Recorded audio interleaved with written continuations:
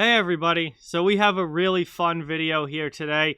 A few days ago on the community tab on my channel, I asked you guys to drop your trade ideas for forward Patrik Laine so that I could react to them. And that's what we're going to do, starting a new series here today. This should be a lot of fun, where I'm going to take a look at what you guys commented on that post for potential Patrik Laine trades. Now, this certainly doesn't mean that any of these are actually in the works or going to happen, or that Laine is even going to be traded at all. This is simply just for fun. Some of these probably aren't even realistic. So just want to throw that out there. This is strictly for fun, but we're going to try and make a series out of this and do some different players for each episode as we look at your trade ideas and then I react to them. So before we start, I just ask that you please subscribe if you are new. Hit that thumbs up button if you haven't yet. Both of those things help out a lot and are greatly appreciated. But let's get into it here. Looking at our first trade offer. This one comes from Matt, longtime subscriber and mod for the channel, who has Patrik Laine going to the New York Islanders in exchange for Oliver Wahlstrom, a first-round pick, and a second-round pick. So this is a pretty interesting trade offer, to say the least. Wahlstrom's a 20-year-old winger, prospect for the Islanders. Hasn't quite cracked the full-time NHL lineup yet, but hopefully is going to be close. A first-round pick and a second-round pick, with Laine going back to the Islanders. So right off the bat, my initial thought is that salary cap-wise, this, as it is, does not work. The Islanders do not have the cap space to do this because they wouldn't have any money going out, and they would just have Laine's contract coming in, which is almost $7 million a year.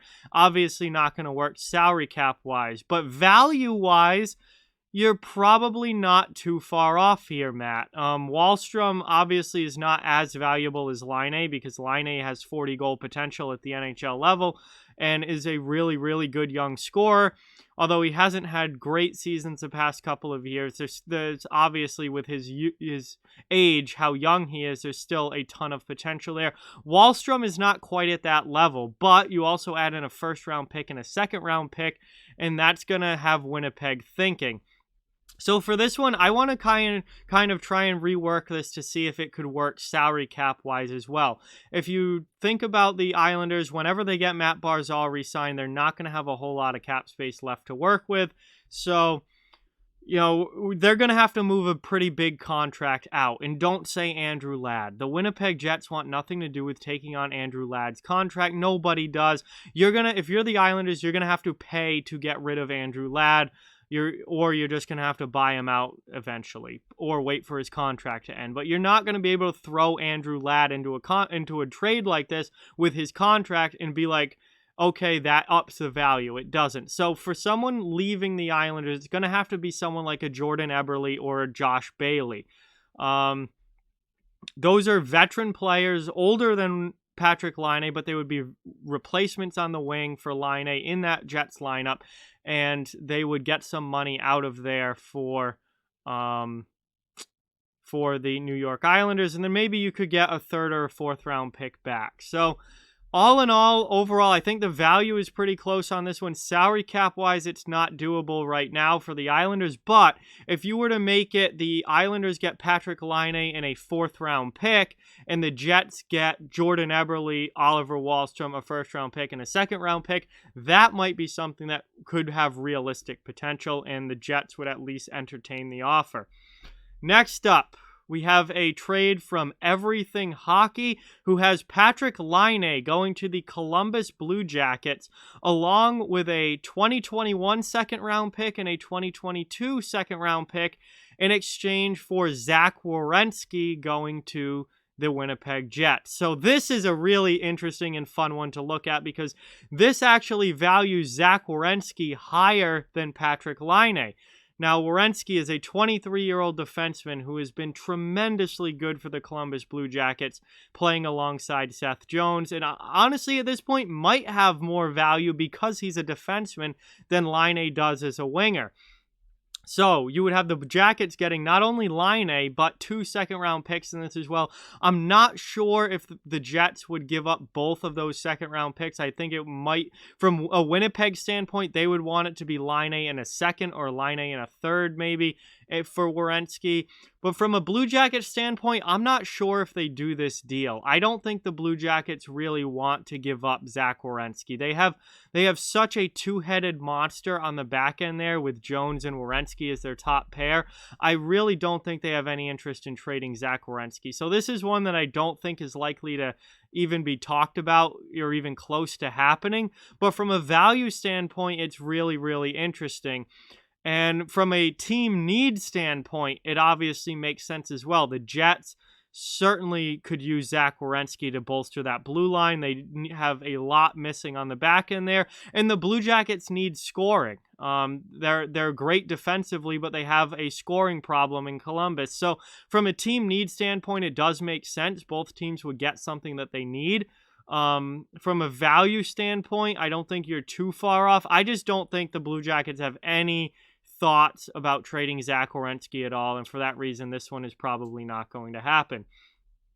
Number 3, we have a trade here from NHL Hockey News Reports, longtime subscriber to the channel, sending Patrik Laine to the Philadelphia Flyers in exchange for Nolan Patrick, Shane Gostisbehere, and a first-round pick. All right, so this is an interesting one because there have been a ton of Patrik Laine rumors already linked to the Philadelphia Flyers. So this is kind of a trade that's been thrown out there or in various different forms or talked about a lot, with Laine going to Philly and obviously Gostisbehere being a part of the package that goes back to Winnipeg because Winnipeg needs defense.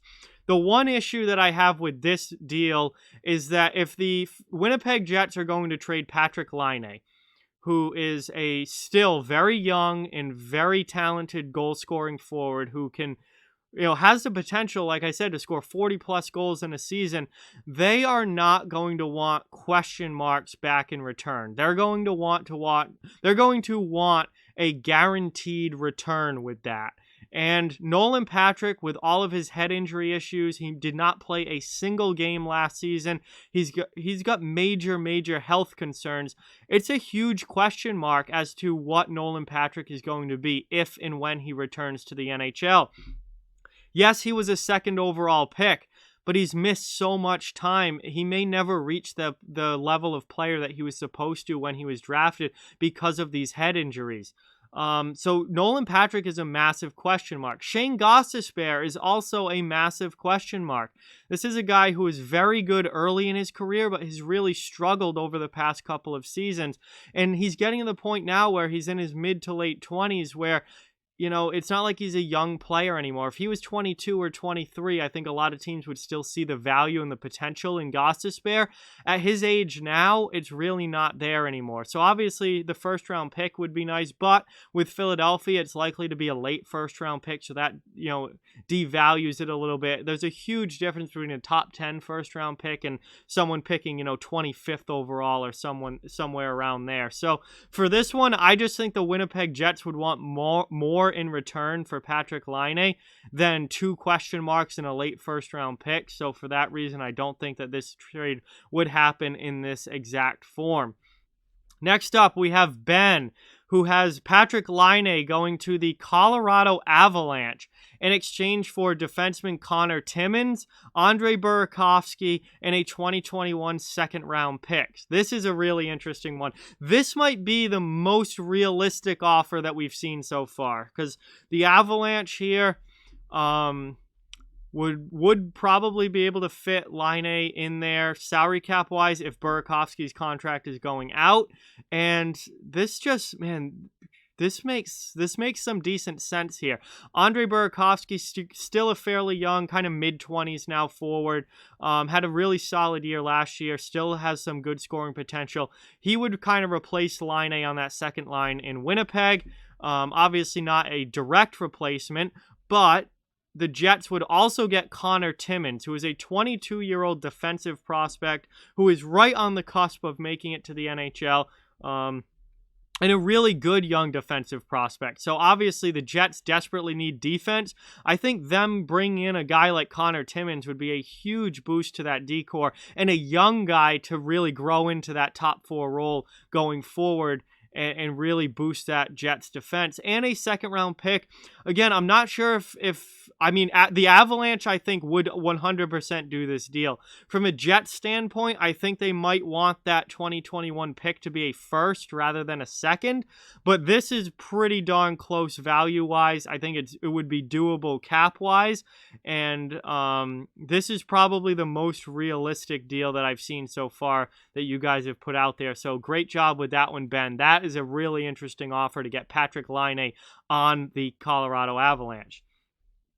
Next up, we have a trade from Niners fan for life who has Patrik Laine and a second-round draft pick going to the Boston Bruins. Wow, was not expecting one of those. In exchange for center Patrice Bergeron and a first-round pick going back to the Winnipeg Jets. Okay, so this one to me is just not even potential, no potential here, not even realistic for a couple of reasons. One being the age difference between Patrice Bergeron and Patrik Laine. Patrik Laine is still a young player with a ton of upside potential and a guy who I don't even think has reached his peak at the NHL yet, whereas Patrice Bergeron is now in his mid-30s, pushing his late 30s. And Patrice Bergeron, as great of a player as he is going to be on the decline. He's on his way down now. He's not getting any better. He's not in his prime anymore. He is on the back end of his career. Winnipeg is not going to give up a young forward like Laine for an aging veteran like Patrice Bergeron. Just not going to happen. And the other thing that I think makes this unrealistic is Patrice Bergeron is not going to play for any other team, in my opinion, than the Boston Bruins. The Boston Bruins will never trade Patrice Bergeron. He was drafted by them. He's played his entire career with them. He is going to be a career-long Boston Bruin, in my opinion, and I just don't see him playing for any other team.